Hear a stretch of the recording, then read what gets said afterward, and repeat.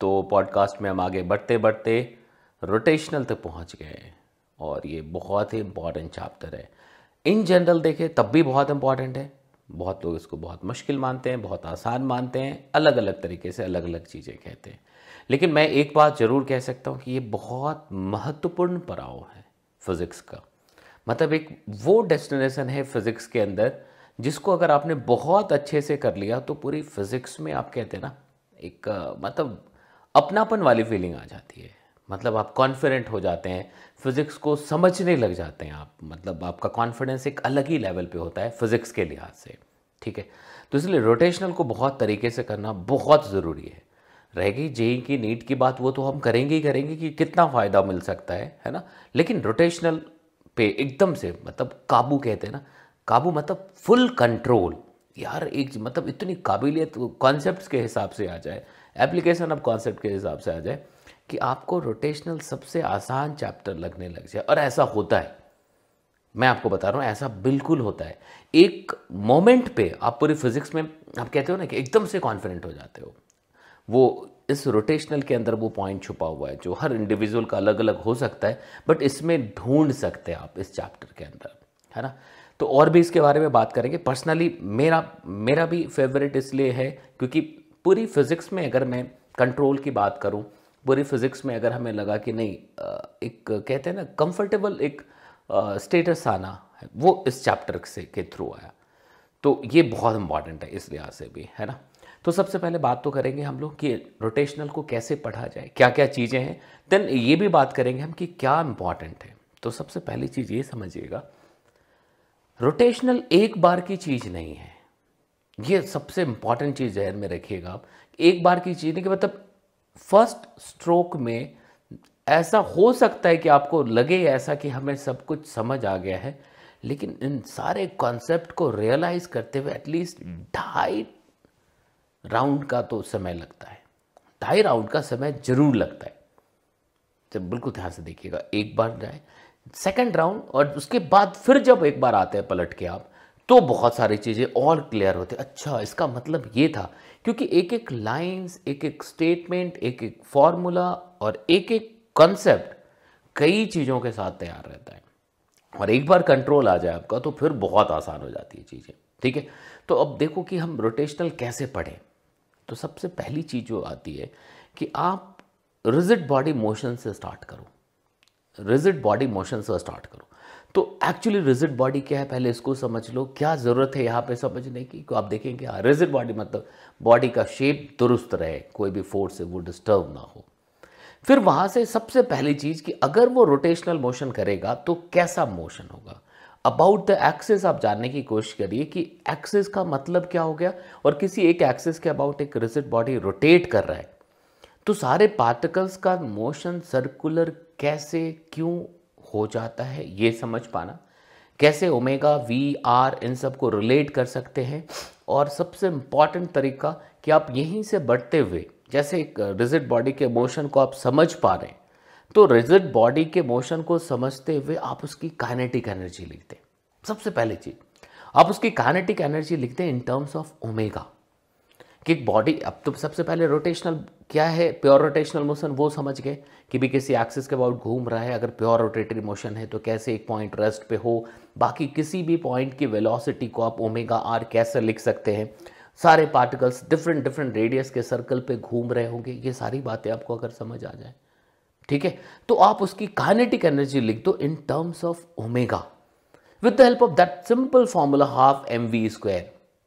जब आप इसको ऐसा लिखेंगे तब आपको आगे बढ़ते बढ़ते दिखेगा कि यार ये फॉर्मूला तो half something sigma of M I R I square into omega square आ गया।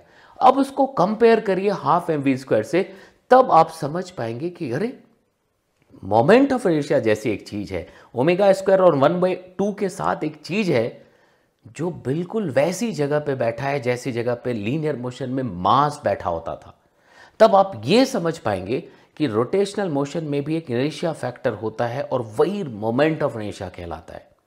ये बात जब समझ आएगी तब आप इसको रियलाइज कर पाएंगे कि लीनियर मोशन में एक बनी बनाई चीज इनर्शिया फैक्टर m के टर्म्स में मिलता था। एनसीईआरटी ने भी लिखा हुआ है कि mass is the inertia factor for the linear motion. वैसे ही एक मोमेंट ऑफ इनर्शिया आएगा रोटेशनल में, जिसको निकालने की ज़रूरत पड़ेगी, वो रेडीमेड तौर पे नहीं दिया होगा। तो ये अपने आप में एक क्वेश्चन के लिहाज से भी इंपॉर्टेंट पार्ट बन जाता है। अगर जेई नीट की बात करें, स्पेशली अगर मेन की बात करें, जेई मेन की बात करें, तो एक क्वेश्चन मिल जाता है यहाँ से कि how to calculate the moment of inertia. तो मोमेंट ऑफ इनर्शिया को बहुत ढंग से समझ लीजिए। फिर उसके कैसे कैलकुलेट करते हैं मोमेंट ऑफ इनर्शिया, जो कहते हैं बिल्कुल मोस्ट फंडामेंटल मेथड के mr² के थ्रू। फिर एक्सटेंडेड ऑब्जेक्ट का कैसे आप इंटीग्रेट करोगे dmr² के हिसाब से, ठीक है। उसके बाद डिफरेंट शेप का आप मोमेंट ऑफ इनर्शिया याद रख लोगे, ठीक है। Then parallel axis theorem and perpendicular axis theorem को बड़े ध्यान से समझ लेना है। उसके डेरिवेशन पे बहुत ज़्यादा वैसे जाने की ज़रूरत नहीं है, लेकिन डेरिवेशन जब आप जानोगे तो तुम्हें आइडिया रहेगा कि कब कब ये एप्लीकेबल है, कब कब नहीं एप्लीकेबल है।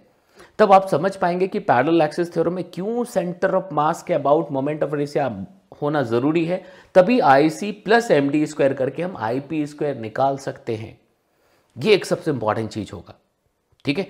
उसके बाद परपेंडिकुलर एक्सिस थ्योरम देखेंगे कि ऑलवेज फ्लैट बॉडी के लिए यूजफुल होगा, ठीक है। इसको आप कैलकुलेट करना सीख लीजिए, समझ लीजिए, तो एक पूरा टाइम आप मोमेंट ऑफ इनर्शिया पे लगा देंगे। एक पोर्शन कंप्लीट हो गया कि हाँ भाई, रोटेशनल में एक स्टेप आगे बढ़ने के लिए आप तैयार हो गए। जब मोमेंट ऑफ इनर्शिया मतलब रोटेशनल, जब भी चेंज इन मोशन होगा, जब भी अल्फा की बात आएगी, तो जो रेजिस्टेंस बॉडी से मिलता है वो इन terms of moment of inertia मिलता है, वो आप पक्का कर चुके हैं।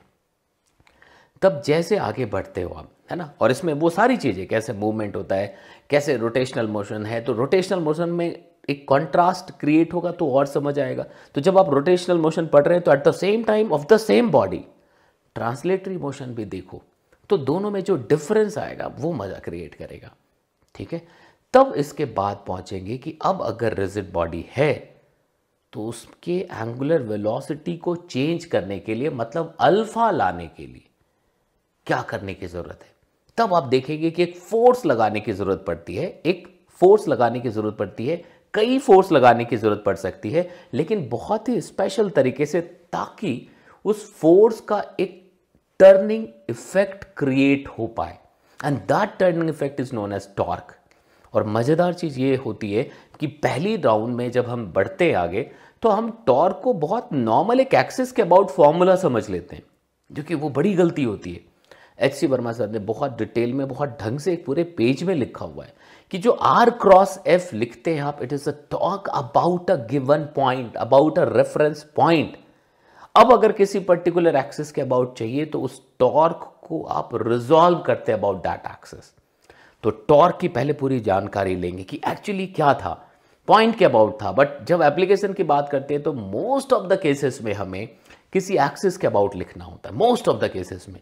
तो वो क्या है, फॉर्चुनेटली और अनफॉर्चुनेटली ऐसा होता है कि मोस्ट ऑफ द केसेस में हमें जो सिचुएशन मिलता है वो एक्सिस के अबाउट होता है, और बिना सोचे R×F, RF परपेंडिकुलर डिस्टेंस से काम चल रहा होता है, तो हम शायद ध्यान ही नहीं देते कि एक्चुअली ये फॉर्मूला R×F किसके लिए था।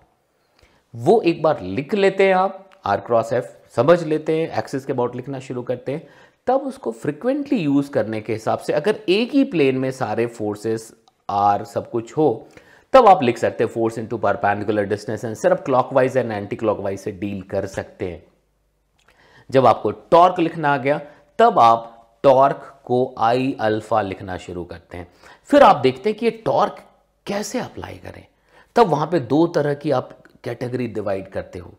एक वो जो फिक्स्ड एक्सिस रोटेशन है, कि मतलब किसी भी रिजिड बॉडी का एक एक्सिस फिक्स किया हुआ है, तो क्या करना होता है, तब तो बहुत जाहिर है कि भाई अगर एक एक्सिस फिक्स है तो ऑब्वियसली उसी के अबाउट घूमेगा, तो हम टॉर्क एंड I वहीं से लिखेंगे। लेकिन अगर फ्री है, मतलब किसी एक्सिस को फिक्स नहीं किया है, तो क्यों हमें एक्सिस को सेंटर ऑफ मास पे ले जाना चाहिए, इस पे थोड़ा ध्यान देंगे आप। फिर आगे बढ़ना शुरू करेंगे, फिर उससे रिलेटेड क्वेश्चन करना स्टार्ट करें, जिसमें टॉर्क I α या रोटेशनल इक्विलिब्रियम से नेट टॉर्क जीरो करने की बात आती होगी। इस पे बेस्ड क्वेश्चन करते करते फिर आप पुली पे पहुंचे कि दोनों तरफ T डिफरेंट हो जाता है, फिर पुली से रिलेटेड क्वेश्चन करें। अभी तक हम टॉर्क I α के आसपास घूम रहे हैं। जैसे ये चीज बहुत ढंग से समझ आ जाए, अब टॉर्क लिखने में आपको परेशानी ना हो, कहीं से भी आपको अल्फा लिखने में दिक्कत नहीं आ रही है, वो सारी चीजें किसी पॉइंट से देखते हैं तो देखना कई बार ऐसा होता है कि भाई इंस्टैंटेनियस एक्सिस ऑफ रोटेशन की बात करते हैं, वो भी बिल्कुल ढंग से समझ लेंगे और आप देखेंगे कि अच्छा सेंटर से घूम रहा था तब भी ओमेगा, इधर से घूम रहा है तब भी ओमेगा। ये एक बहुत बड़ी मिस्ट्री होती है। नॉर्मली अगर किसी दूसरे पॉइंट से देखें तो ओमेगा डिफरेंट आ रहा चाहिए था।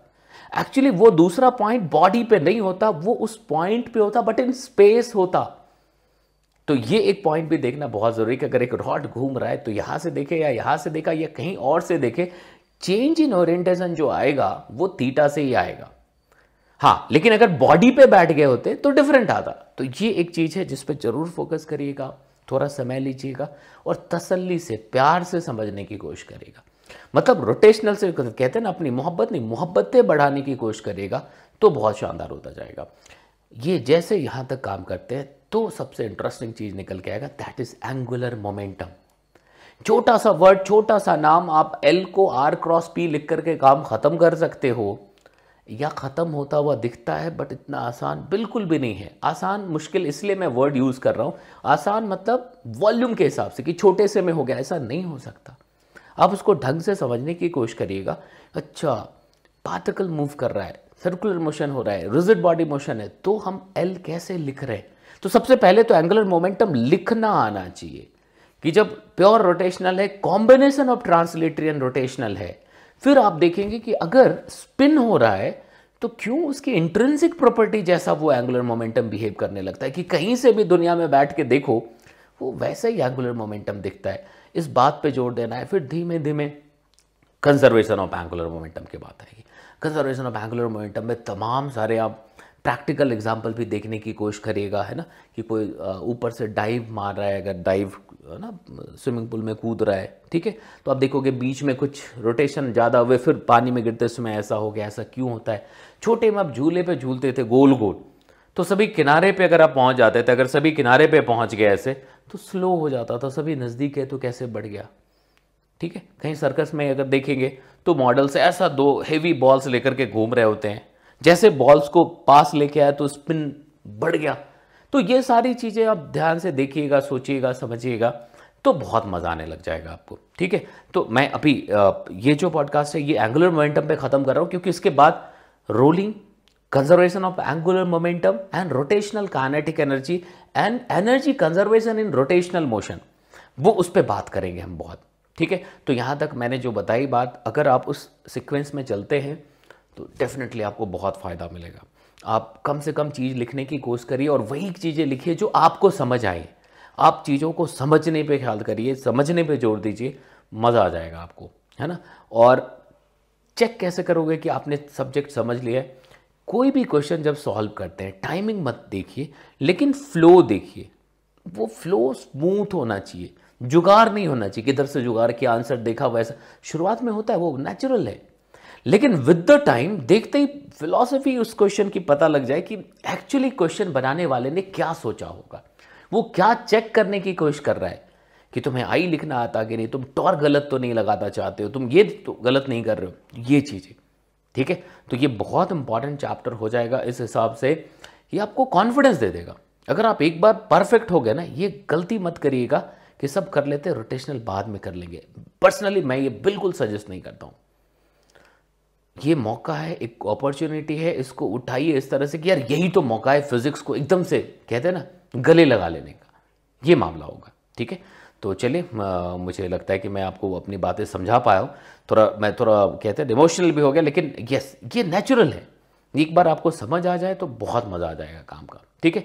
तो चलिए फिर आप पॉजिटिव रहिए और काम करते रहिए, अच्छा हो जाएगा, बहुत अच्छा करेंगे आप, ठीक है। अपना ध्यान रखिए और शेयर लाइक जरूर करिएगा, कमेंट जरूर लिख दीजिएगा, ठीक है। फिर मिलते हैं आपसे।